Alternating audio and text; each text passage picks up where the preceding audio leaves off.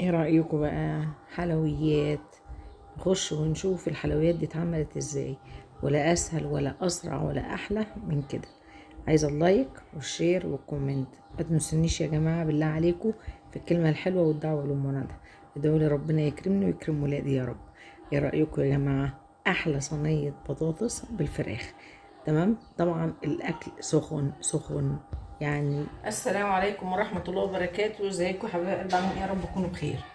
انا هعمل تتبيله الفراخ وصينيه الرز المعمر. اسهل طريقه للناس اللي عايشه لوحدها او الناس اللي ما ايه يعني ما بتعرفش تعمل اكل. تمام، لان انا في ناس كلمتني والله العظيم قالوا لي يعني ايه اتكلمي بالراحه وورينا بالراحه واحنا هنعمل، لانك شكلك انت بتعملي الاكل سريع. قلت لهم سريع جدا والله.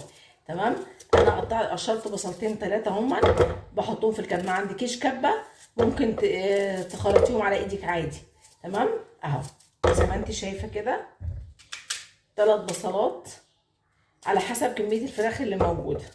برضو في فيديوهات هنزلها لاكل مش هيبقى لا فيه فراخ ولا لحمه، وهيبقى اكل حلو قوي وصحي قوي وهتاكلوا وهتشبعوا. اهم حاجه الصلاه على النبي يا جماعه. اللهم صل وسلم وبارك عليك يا سيدي يا رسول الله. اهو 3 بصلات فرمناهم، هنفرمهم في قلب الكبه. يعني اسهل من صينيه البطاطس دي مفيش. الناس اللي هي مضربه كده، فانا بعمل ده والله علشانهم. يعني لما ناس بتكلمني والله العظيم يا ريتني انا اروح لهم اطبخ لهم. هفرم البصل اهو، خليكم معايا.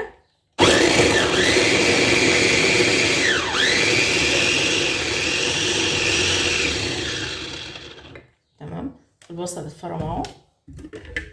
اهو يا جماعه، هحطه بقى في الايه، هحطه في البول البلاستيك دي عشان انا هوريكم احلى نفس صينيه فراخ بيطلع من ايه.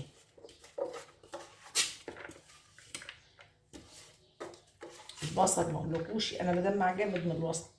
تمام، نركن البصل ده دلوقتي ونشغل الكبه تاني. اضرب الايه الطماطم.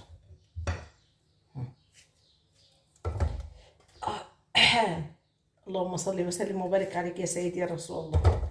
عايزه دعواتكم حلوه، والناس اللي قاعده ساكته لا تعلق ولا اي حاجه دي بتزعلني يا جماعه. خشوا تعلقوا، قولوا كلمتين حلوين لام ندى، صلوا على النبي، اذكروا الله. يعني قعدتنا عايزينها كده كلها ذكر الله كده والصلاة على النبي والدعاء لينا بصالح الأعمال. تمام اهي، ادي الطماطم اهي. واضرب الطماطم.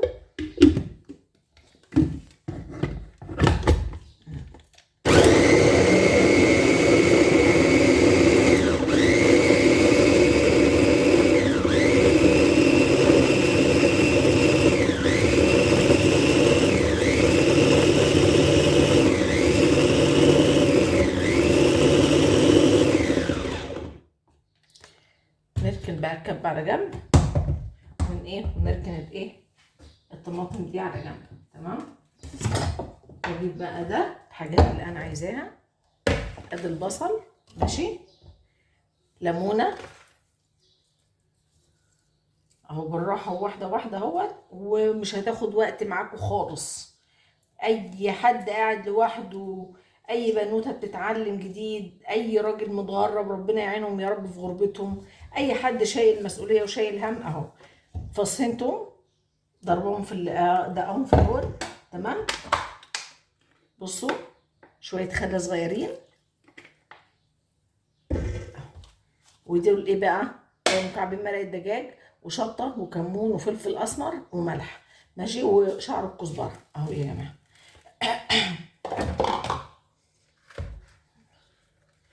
وامسك بقى ادعك الحلويات دي مع بعض. الدعيك ده بقى هو اللي بيوصل الريحه اللي انت عايزاها. لما تشمي واحده كده عامله صينيه بطاطس بالفراخ وتقولي الله، هي دي بقى، هي دي اللي بيتقال عليها الله. شايفين؟ والله انتوا انا نفسي تبقوا موجودين والله وتشموا الريحه. ريحه طالعه جميله اهي، مفيش احسن من كده اهي. هرجع لكم تاني. بعد ما دعكناها هنجيب قرن فلفل ونقطعه حتت صغيره زي ما هيجي.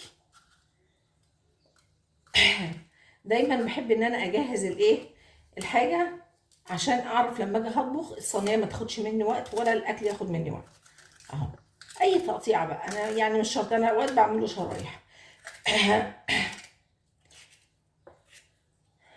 يا جماعه وموضوع الفراخ ده بجد يعني انا عايزه حد يخش في الكومنتات يقول لي الموضوع ده. الفراخ دي عندي اصلا يعني انا جايباها من اول الشهر، يعني قبل ما الموضوع بتاع الامراض والكلام ده يطلع. فالواحد خايف يعني هيشتري فراخ تاني ولا مش هيشتري ولا هيعمل ايه. فاللي يعرف يقول لي. تمام. واكمل اهو دعك زي ما انتم شايفين كده. واجي بقى ايه اجيب الفراخ بتاعتي غسلاها ومنضفاها، واروح جايه ايه دعك الفراخ كده اهو بالتتبيله دي اهي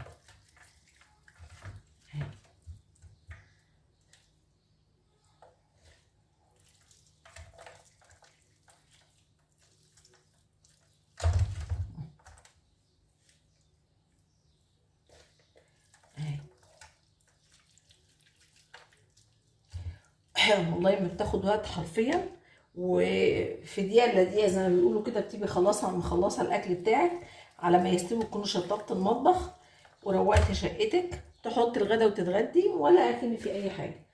انا دايما بعمل كده. ليه بقى؟ احب انجز.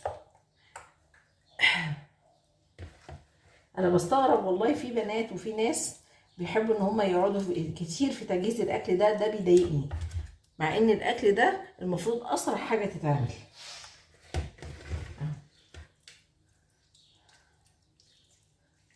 اهو يا بنات. تمام. احط باقي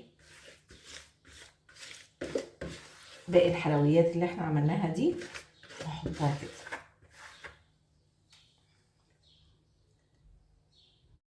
ورجعنا لكم تاني اهو.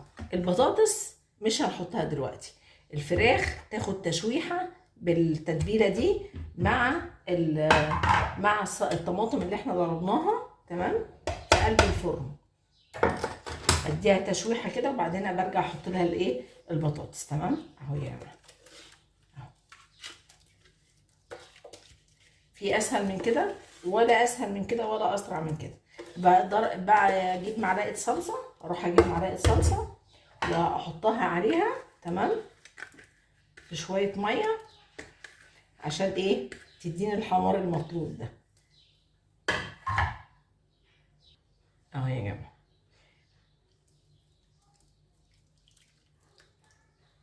وبحطها بقى في الفرن مع معلقه سمنه. ماشي. واسيبها بقى شويه كده. نرجع للرز غسلناه. ماشي. شويه ملح،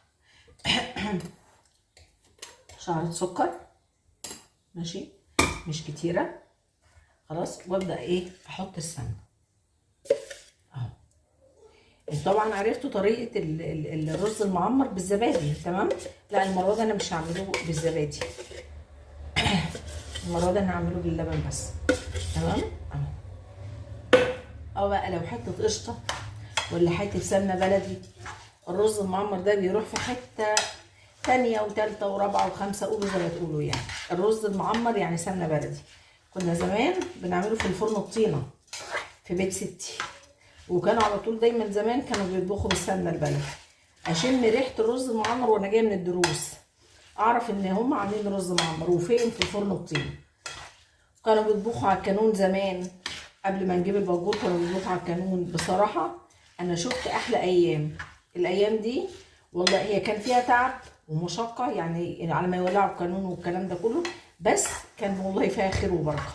النهارده تك البوتاجاز ولع، تك البوتاجاز اتطفى، لكن في اكل طعمه حلو ما اظنيش. احنا بناكله بس عشان نعيش، لكن الطعم والبركة والحلاوة كانت زمان. فاحنا دلوقتي بنواكب العصر وخلاص. تمام اهو. كان طلعت اللبن ولقيت الرز هيبقى كتير، فعندي لبن كنت غليه وحطاه في الفريزر، قلت اطلعه اهو. ما تشيليش هم حاجه وما تشيلش هم حاجه، هيفك وهيبقى تمام التمام. تمام اهو. ده الرز المعمر اهو. بسم الله ما شاء الله هيبقى 10 على 10 باذنك انت يا رب. تمام. في حاجه بقى، في صعوبه بقى، الناس اللي ما بتعرفش تطبخ او اهو بتحطي بقى شويه ميه بس يعني الناس اللي الميه هتطلع لحد هنا كده بس، تمام، علشان الرز يبقى ايه مفلفل معاك. ماشي، هرجع لكم تاني. ورجعنا لكم تاني، قلنا على ما الصواني تاخد غلوه في الفرن نعمل شويه لسان عصفور. تمام،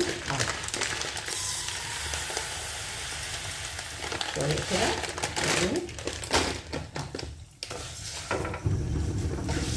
وحمروا.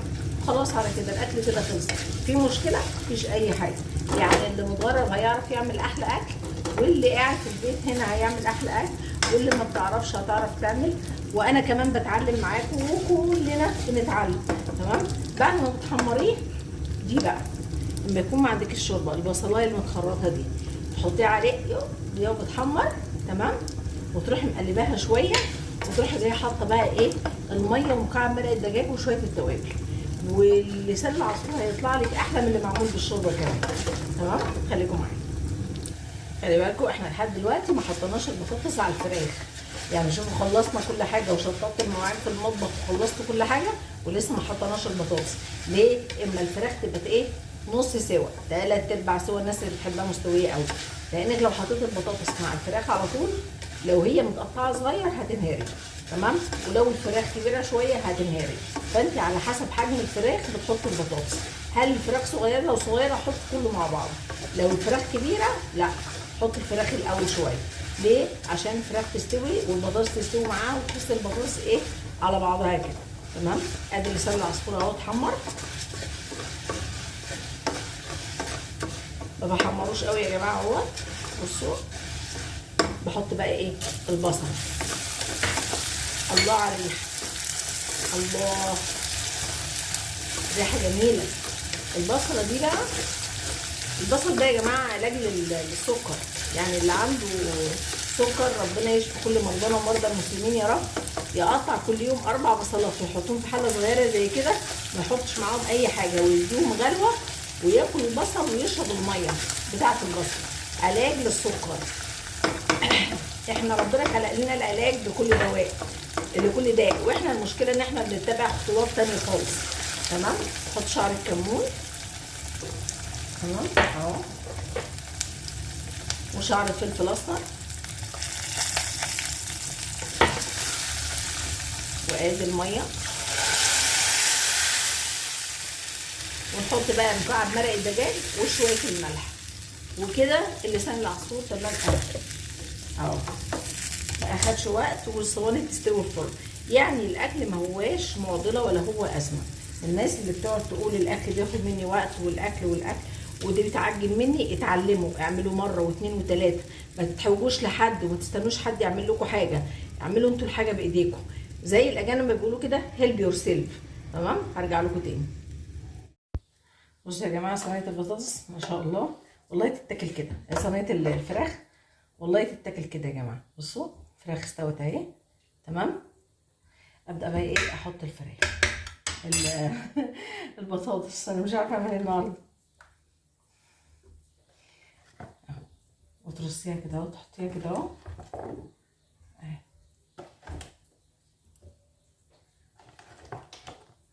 طبعا صينيه البطاطس دي يعني بكل جمالها وحلاوتها ما تجيش زي اللي اهالينا كانوا بيعملوها زمان. دايما بحب اجيب اهالينا، الله يرحم اللي مات يا رب ويدي الصحه اللي عايش. بجد بجد الناس دي يا على الزمان. نفسي قوي ارجع صغيره تاني واكل من ايد ستي ومن ايد امي كده، وهم قاعدين قدام الفرن كده ومطلعين الاكل كده، وكان الاكل ريحته ما اقولكوش. انا مش عارفه ايه الحاجات اللي احنا وصلنا له ده. بس اهي يا جماعه ادي كده صينيه البطاطس، بحطها بقى في الفرن وبسيبها. هي بسم الله ما شاء الله اصلا الفراخ استوت غلوه والبطاطس تبقى استوت والدنيا تبقى تمام. تمام اهو. في اسهل من كده؟ في احسن من كده؟ جربوها وربنا ان شاء الله باذن الله يصلح ما بين ايديكم. والله نفسها تحفه وطعمها اللهم صل على النبي جميله. مفيش تسلم ايديكي يا منى، ده مفيش تسلم ايديكي على الحلويات دي. شفتوا بقى الطريقه؟ ولا اسهل من كده ولا احسن من كده بامانه. جربوها وهتدعوا لي. خلي بالكم كل مره انا بعمل صينيه البطاطس بالفراخ او بعملها متكرره، بس كل مره بطريقه مختلفه وكل مره بطعم مختلف. تمام. هو الابتكار كده يا جماعه، ان انت تعملي تزودي شيء تنقصي شيء تعملي حاجات، هي بتديك التركية الاخرانيه دي. والرز من غير زبادي ايه رايكم؟ تحفه. والله بصراحه طعم الاكل تحفه.